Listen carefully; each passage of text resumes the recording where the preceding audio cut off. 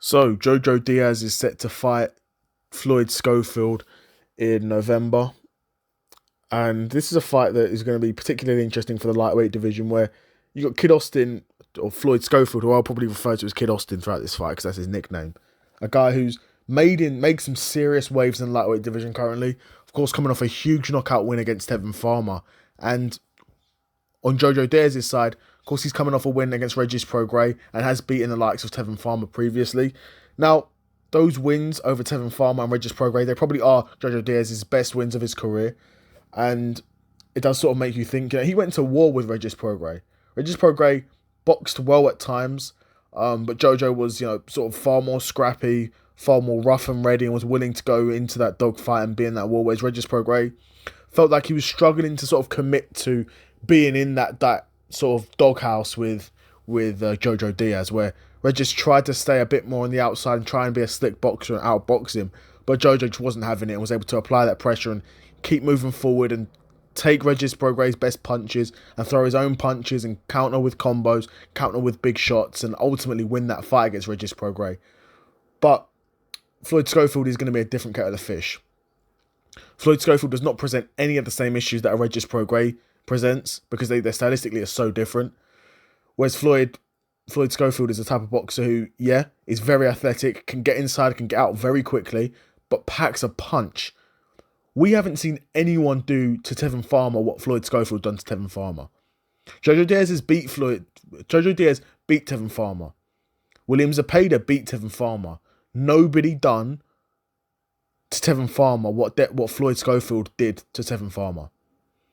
Put him on his ass, put a beating on him, knocked him out, rocked him, finished him, got him out of there. Right? And again, Tevin Farmer's a guy who's been in there, who's a former world champion, been in there with world champions, gone the distance, taken big shots, proved to be a boxer that's very hard to hit and very hard to land cleanly on. And not only did Floyd Schofield land cleanly on him, he got him out of there. Right? So Floyd Schofield clearly packs a punch, clearly has the ability to find damn near anyone's chin, in my opinion, apart from Shakur and the likes of Andy Cruz and these guys at the top of the division. But if Tevin Farmer's going to prove to be one of the hardest guys to land cleanly on in the division.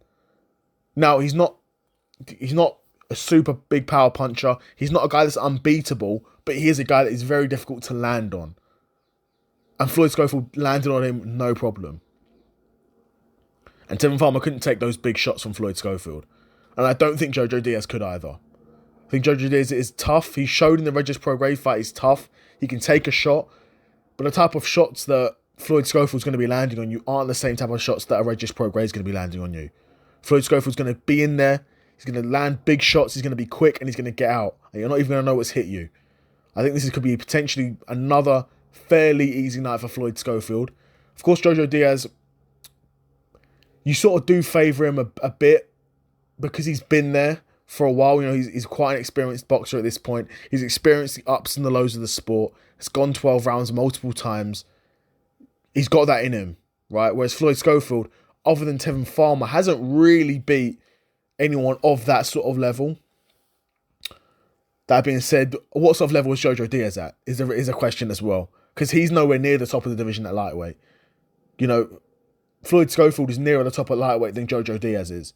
I know a lot of people are thinking, JoJo Diaz just beat Regis Prograis. That's sort of reviving his career. I don't really think so. I think Regis Prograis in and of himself isn't that amazing of a win. He's a good boxer. He's decent for lightweight, but he's not that great, is he?